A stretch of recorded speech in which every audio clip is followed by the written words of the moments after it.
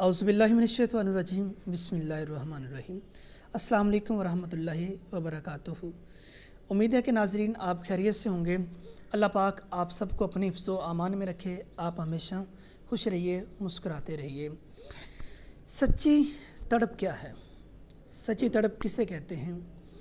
ایک میں واقعہ آپ کے سامنے بیان کرتا ہوں، اس سے آپ بخوبی جان جائیں گے سچی تڑپ کیا ہے۔ خواجہ غریب نواز کے دربار کے باہر بیٹھا ایک شخص کچھ مانگ رہا تھا، تو وہاں سے ایک بادشاہ کا گزر ہوا۔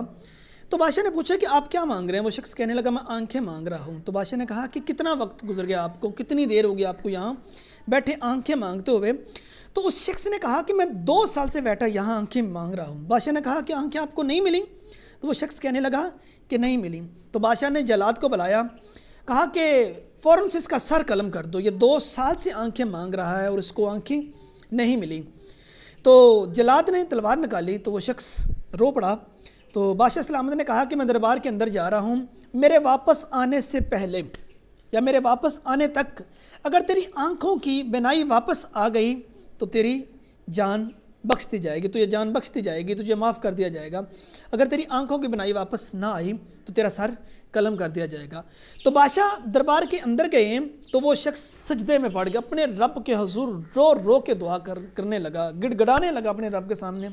کہا مالک آج کا دن ہے، بچا لے مجھے، اگر میری آنکھوں کی روشنی واپس نہ آئی تو بادشاہ میرا سر قلم کروا دیں گے، مالک میں مر جاؤں گا، میں تباہ و برباد ہو جاؤں گا، میرے پلے کک نہیں رہے گا، یہ سانسیں جو چند چل رہی ہیں یہ بھی غائب ہو جائیں گی۔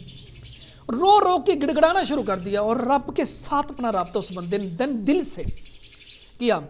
تو بادشاہ کے واپس جب بادشاہ واپس پلٹ کے آیا تو اس وقت اس شخص کی آنکھوں کی بینائی واپس آ چکی تھی۔ کیا بات تھی؟ اس میں وہ سچی تڑپ پہلے نہیں تھی کہ جو اب آ گئی تھی۔ ہم اللہ کے حضور ہاتھ اٹھاتے ہیں لیکن وہ تڑپ نہیں ہوتی جس وجہ سے دعائیں ان ٹائم قبول نہیں ہوتی۔ وہ اس تڑپ کے ساتھ اگر رب سے مانگا جائے، اس سچی لگن کے ساتھ اگر رب سے مانگا جائے تو یقیناً وہ ضرور دیتا ہے۔ بعض تو آنکھوں کے اندر نمی آ جائے تو میرا رب نواز دیتا ہے، لیکن تڑپ کا سچا ہونا ضروری ہے۔ میرے استاد محترم ایک بات کیا کرتے تھے کہ دل سے نکلی بات دل تک پہنچتی ہے۔ اگر دل سے آواز نکالیں گے تو دوسروں کو دل تک پہنچے گی، اگر دل سے اس رب کو پکاریں گے تو یقیناً وہ ضرور سنتا ہے۔ بس اوقات یہ ہوتا ہے ہاتھ اس رب کے سامنے اٹھائے ہوتے ہیں لیکن ذہن کہیں اور ہوتا ہے، ہاتھ اس رب کے سامنے اٹھائے ہوتے ہیں، مائنڈ کہیں اور ورک کر رہا ہوتا ہے۔ تو بس اوقات ہمارے ساتھ ایسا ہوتا ہے۔ ہمیں ہمیشہ سچی تڑپ کے ساتھ اس رب سے مانگنا چاہیے۔ وہ ایک بابا جی کے پاس بہت زیادہ لوگ اکٹھے ہو گئے، کس مقصد کے تحت؟ انہوں نے اس بابا جی سے قرض لینا تھا۔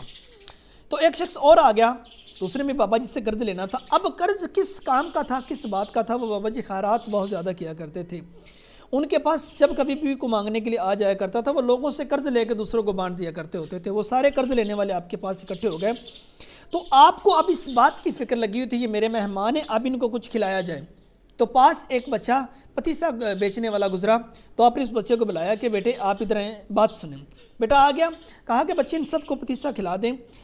تو سبھی کو پتیسا کھلا دیا، بچہ بھی بہت زیادہ خوش ہوا، آج ٹائم پہ بیچ کے چلا جاؤں گا، گھر جلدی پہنچ جاؤں گا، تو ماں بھی خوش ہوگی، آج کھانا ہمارے گھر میں جلدی پک جائے گا۔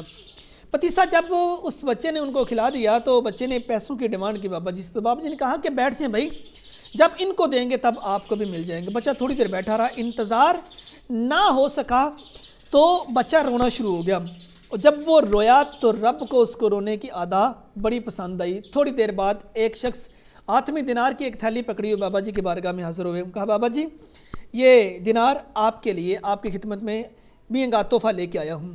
تو بابا جی نے وہ دینار پکڑے اور جتنے لوگ وہاں قرض لینے کے لیے آئے ہوئے تھے سبھی کو دے دیے اور ساتھ اس بچے کو بھی دے دیے۔